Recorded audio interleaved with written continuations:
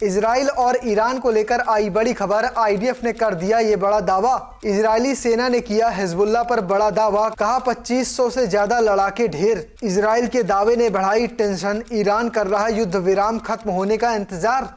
Israel पर 7 अक्टूबर 2023 को Hamas ने हमला किया था। इस हमले के बाद इजराइल और हमास के बीच युद्ध शुरू हो गया था। हमास के साथ देने के लिए लेबनान और हिजबुल्लाह भी मैदान पे उतरे थे। बुधवार को 14 महीने बाद इजराइल और हिजबुल्लाह के बीच युद्ध विराम हुआ है। इस युद्ध में हिजबुल्लाह और लेबनान को भयानक नुकसान पहुंचा है। हिजबुल्लाह के लगभग अब तक 2500 से ज्यादा लड़ाके मारे गए हैं। इजराइल और हिजबुल्लाह के बीच 2006 में हुए युद्ध से ये संख्या 10 गुना ज्यादा है। इसमें ज्यादातर के शव अभी भी युद्ध के मैदान में पड़े हुए हैं। इजरायली चीफ ऑफ स्टाफ ने दावा किया है कि इजराइल इस समझौते को बलपूर्वक और निर्णायक रूप से लागू करवाएगा। इजराइल ने इस समझौते पर पहुंचने के लिए बड़ी कोशिशें की हैं। वहीं इस युद्ध को लेकर इजराइल की ओर से जारी किए गए आधिकारिक आंकड़ों के मुताबिक हिजबुल्लाह के साथ हुए इस संघर्ष में उसके 82 सैनिक और 47 नागरिक मारे गए हैं। इजरायली सेना ने ये आंकड़े हिजबुल्लाह के खिलाफ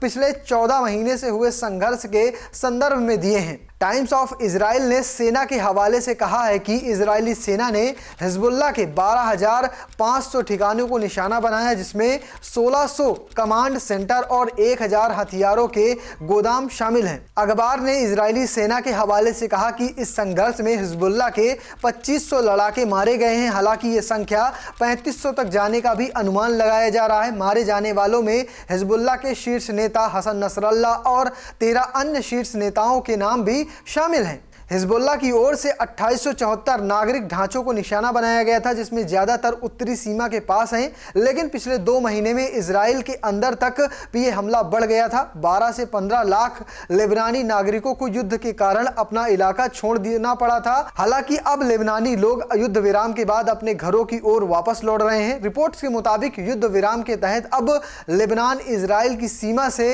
हिजबुल्लाह के लड़ाके दूर रहेंगे। इसके अलावा सेना को भी धीरे धीरे पीछे हटना शुरू होना पड़ेगा।